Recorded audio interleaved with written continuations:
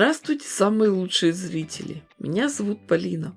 Не ошибается только тот, кто ничего не делает. А мы сегодня будем перебирать лоскутки. Все они разной формы и размера. Но чтобы было удобно работать, сделаем их одной ширины 7 сантиметров, а длиной сколько получится? Примерно 10-12 сантиметров. Сошьем, соединим все лоскутки по коротким сторонам в длинные ленты. Шить придется много. Строчку делаем крепкой, мелкой. Цвет ниток нейтральный, светло-серый или бежевый. Закрепки в начале и в конце делаем обязательно. Шить стараемся сразу много, гирляндой. Нитки не обрываем. Естественно, при шитье стараемся, чтобы лоскутки были распределены равномерно по цвету. Отшитые пары разрежем, тщательно расправим швы и продолжим сшивать дальше. Так работа будет идти гораздо быстрее. Отшитые ленты надо тщательно проутюжить с паром, подтянуть и расправить все швы. Длину лент делайте такой, чтобы хватило закрыть 1-2 полосы. Знаете, мне часто задают вопрос, где я нахожу такие красивые ткани для своих проектов. Где беру утеплитель, флизелин, инструменты. Ничего не скрываю. Все из интернет-магазина «1 метр ткани». Естественно, я не сразу насобирала такую коллекцию тканей. Ассортимент постоянно обновляется. Как только вижу симпатичную расцветку, сразу же делаю заказ. В этот раз взяла еще розочки на темно-синем фоне. Это плательная бязь. Черная – это подкладочная ткань, а белая – это клеевой флизелин. Цена на февраль 2023 года – 27 рублей за метр. Впереди праздники. На подарки выбрала махровые сердечные салфетки и комплект постельного белья. И, девочки, новинка. На сайте появилась искусственная кожа самых разных цветов. И розовая, и коричневая, и зеленая, и черная. Мои девчонки-рукодельницы придумали себе наряды, хотят шить. Результаты обязательно покажу. А вот такую красоту, юбку, дочь сшила себе самостоятельно. И, конечно же, всегда нужна фурнитура, молнии и ножницы. Режут прекрасно, очень ими довольна. Кстати, для всех моих подписчиков действует промокод Полина.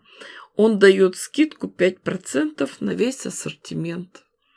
А сейчас уже перейдем непосредственно к шитью большого лоскутного полотна.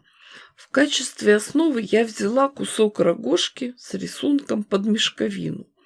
Ткани основы соединим иголкой с ниткой с куском холстопрошивного полотна. И поверх него нарисуем вспомогательные линии. Я это сделала с помощью маркера. Конечно, все можно шить прямо, но хочется вина и фруктов. Сделаем наклон 45 градусов. Свободный край полотна можно свернуть трубочкой, чтобы он нам не мешал. Наши готовые ленты очень яркие и красочные. Уложим первую цветную полоску, а поверх нее закрепим полоску из отделочной ткани шириной 5 сантиметров. Зацепим булавочками. Обратите внимание, в этом месте у нас идет расширение полотна, поэтому оставляйте запас ткани с краев. Прошьем это соединение на швейной машинке. Готовую полоску отогнем, расправим и приставим следующую цветную деталь. Также заколем булавочками и прошьем на швейной машинке. В процессе работы за швейной машинкой ткани располагайте так, как вам удобно. Основная тяжелая масса лежит с левой стороны.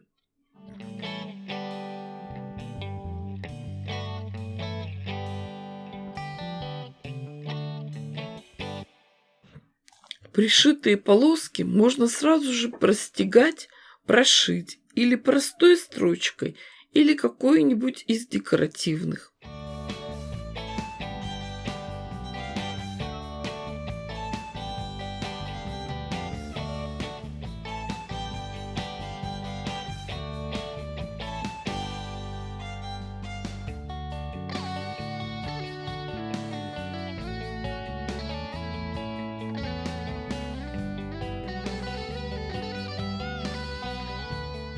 В рукаве швейной машинки уже готовое полотно.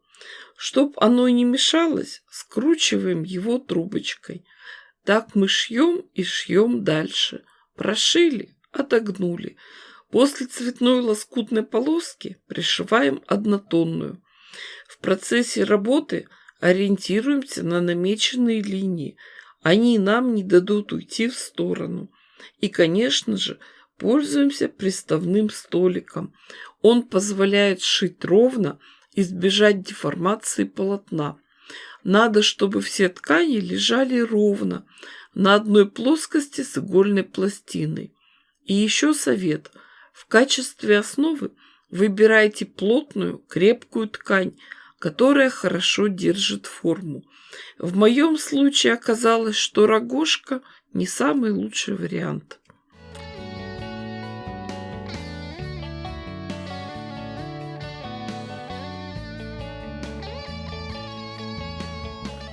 Когда заполнили всю основу, надо тщательно проутюжить полотно.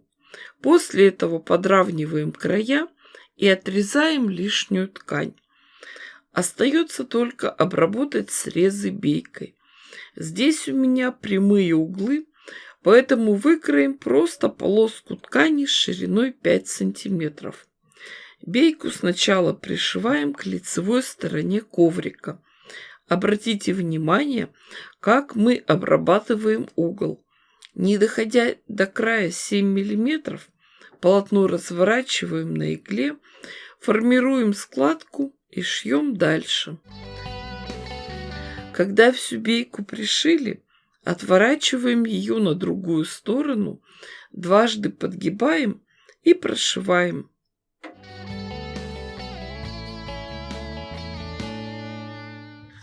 Строчку прокладываем в шов. Она закроется наплывающей тканью, и ее просто не будет видно.